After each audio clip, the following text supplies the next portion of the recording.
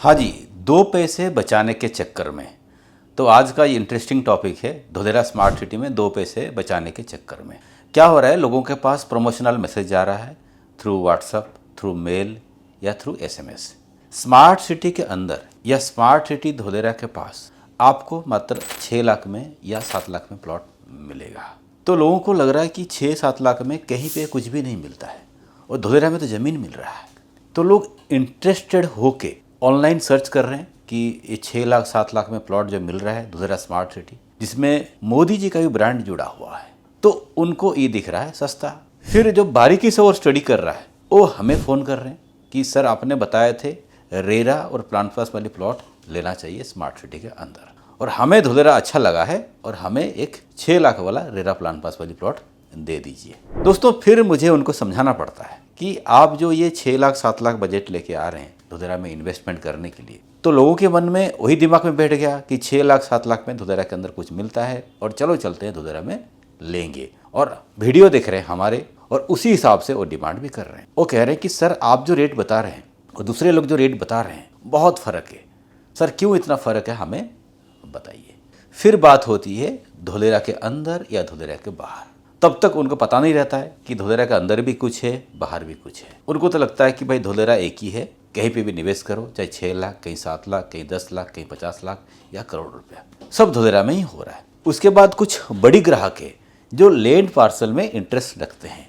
वो क्या कर रहे हैं कि हमें तो ज़मीन बीघा में चाहिए जी, हमें ज़मीन एकड़ में चाहिए, हमें तो डायरेक्ट फार्मर से सौदा करना है, क्योंकि कुछ पैसे उनको बचाना है। तो दोस्तों, वो लोग गाँव में यानी SIR के 22 गांव में भटक रहे हैं। किसी को मिल रहे हैं, किसी को बोल रहे हैं कि हमें ज़मीन चाहिए, हमें प्लॉट चाहिए या हमें लैंड पार्सल चाहिए, सस्ते में फार्मर से दिलाओ। तो फार्मर के साथ बैठ रहे हैं और उनको गुजराती नहीं आता है। फार्मर से बात करते हैं, कोई एक मिडिल मैन होता है। मिडिल मैन कहता है कि सर आपको टोकन देना पड़ेगा। फार्मर भी कहता है, क्या कहता है, साहब टोकन तो आपू पट से। जब गुजराती में बोलता है इसको समझ में नहीं आता, फिर भी ये बोलता है हाँ देता हूँ और टोकन दे देता है। और वो रेट बिल्कुल अट्रैक्टिव रेट होता है जहाँ पे उनको बहुत डिस्काउंट फील होता है, यानी कम पैसे में ज़मीन मिल गया है। लीगल वाले के पास जाएगा, जब उसमें 2-4 डिस्प्यूट निकलेंगे या कोई लिटिगेशन निकलेगा, तब आपकी इन्वेस्टमेंट क्या होगी। आप तो 2 पैसा बचाने के चक्कर में थे।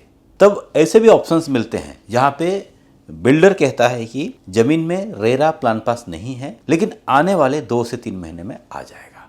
बिल्डर तो कहेगा कि मैं टॉप डेवलपर हूँ स्मार्ट सिटी के अंदर, मेरे कुछ प्रोजेक्ट्स हैं जिसमें रेरा नहीं है, लेकिन प्लॉट आपको बिल्कुल सस्ते रेट में मिल जाएगा। आपको लगेगा कि ये तो टॉप बिल्डर है, चलो निवेश करते हैं। आपने निवेश कर दिया, जो 3 से 4 महीने में रेरा आने वाला था उसको 1-2 साल हो जाएगा, रेरा नहीं आएगा, ना आपकी प्रॉपर्टी की रजिस्ट्रेशन होगी, क्योंकि विदाउट रजिस्ट्रेशन आप ना उसको बेच सकते हो ना आप उसको ट्रांसफ़र कर सकते हो।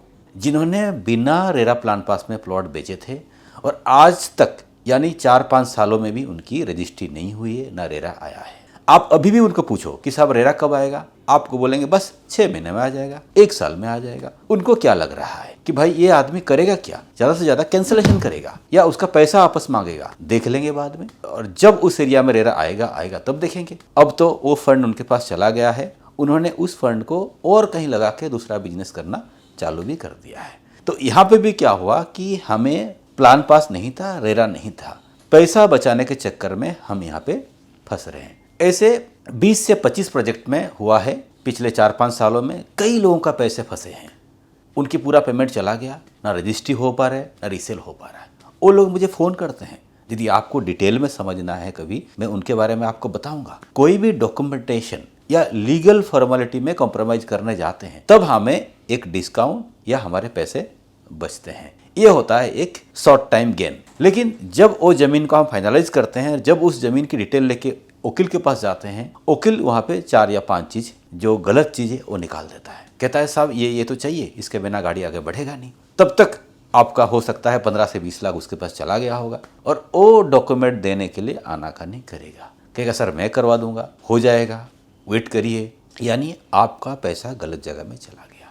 तो कई सारे लोग बोलेंगे कि सर स्मार्ट सिटी के अंदर अच्छा है, कई सारे लोग बोलेंगे सर स्मार्ट सिटी के बाहर अच्छा है, क्योंकि घर आप तुरंत बना सकते हैं। पर हमारे नज़र में आज के तारीख में चाहे स्मार्ट सिटी के अंदर निवेश करें या बाहर निवेश करें, दोनों में एप्रिसिएशन आएगा। कहीं पे ज़्यादा आएगा और कहीं पे कम आएगा। आपको दोनों लोकेशन पे बारीकी से स्टडी करना पड़ेगा अकॉर्डिंग टू योर बजट।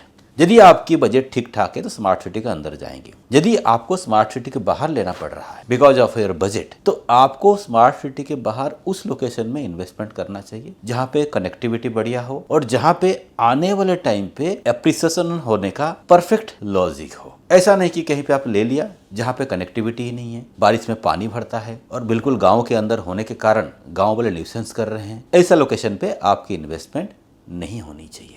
उसके लिए भी आपको बारीकी से स्टडी करना है, 4-5 प्रोजेक्ट विजिट करना है, फिर आप कंपेयर करके निवेश कर सकते हैं। आप जो इन्वेस्टमेंट कर रहे हैं धुलेरा स्मार्ट सिटी के अंदर या बाहर, आपकी पर्पज़ क्या है? आपको आने वाले टाइम पे रीसेल करके अच्छा प्रॉफिट लेके जाना है या उस ज़मीन के ऊपर आपको कोई प्रोजेक्ट लेके आना है?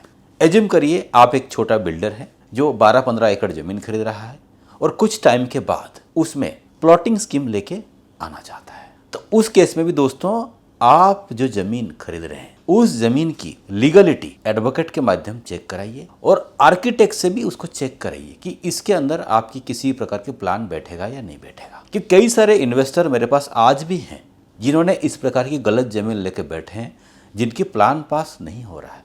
यानी जमीन तो एनए हो गया है, उनकी रजिस्ट्री भी हो गया है, लेकिन उस जमीन को रास्ता ही नहीं है। पेपर पे उन्होंने ड्राइंग दिखा दिया, ये रास्ता है, एनए जमीन है, रजिस्ट्री कर लीजिए। उन्होंने रजिस्ट्री कर लिया, पर रजिस्ट्री करने के बाद आज जब हम प्लान पास के लिए जाते हैं, बाकी जो दूसरे चीज़ जो उन्होंने नहीं देखे थे वो आज दिख रहा है। और ऐसे भी ज़मीन है, फार्मिंग लैंड है, जो एनए नहीं हो सकता है। उस केस में क्या हुआ, लोगों को कुछ पैसा बचाने के चक्कर में agriculture land power of attorney में खरीद के बैठे हैं।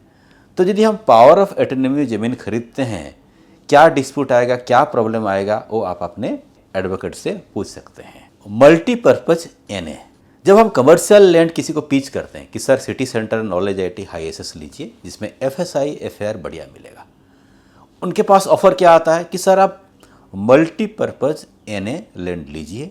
जो बेसिकली एक इंडस्ट्रियल लैंड पार्सल होता है वो मल्टीपर्पज एनए कराते हैं, वो आपको बेचने के लिए कोशिश करते हैं। और किसके साथ उसको कंपेयर करते हैं, city centre knowledge IT high SS.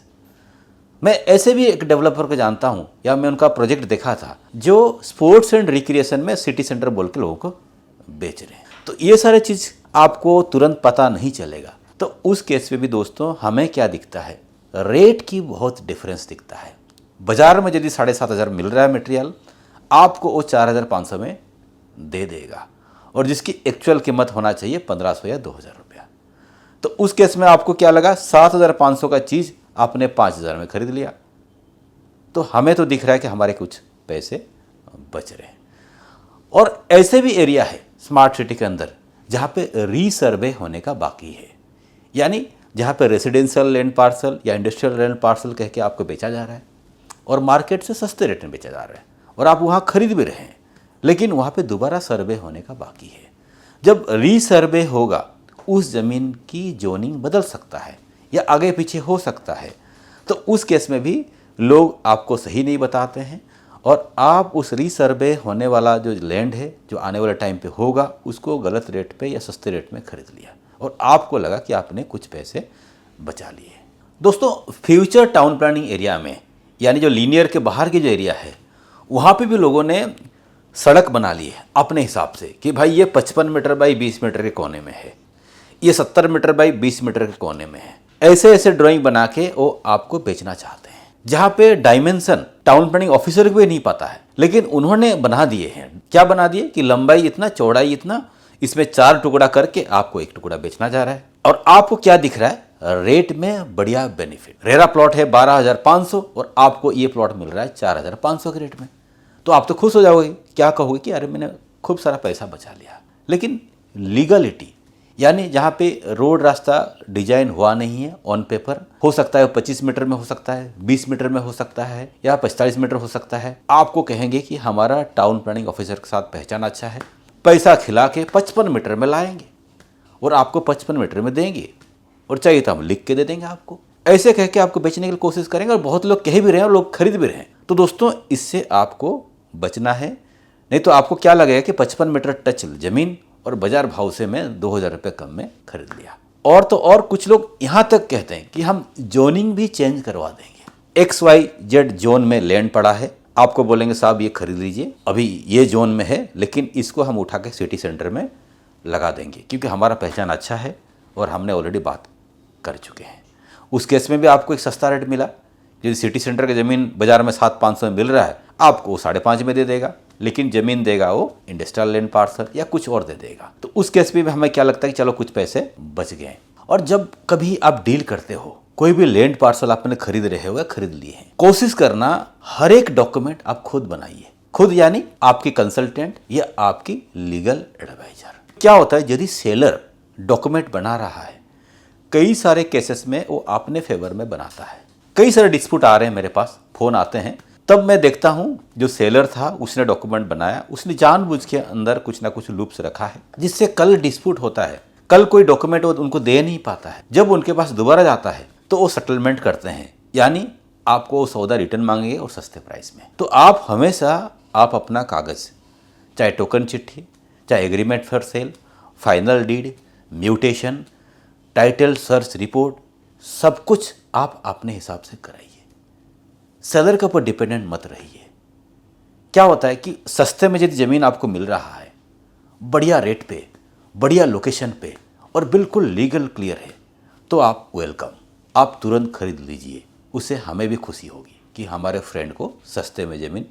कल हो सकता है जब आप बेचोगे, हमारे पास आओगे, तो हम आपको सपोर्ट करने के लिए बैठे हैं और करेंगे।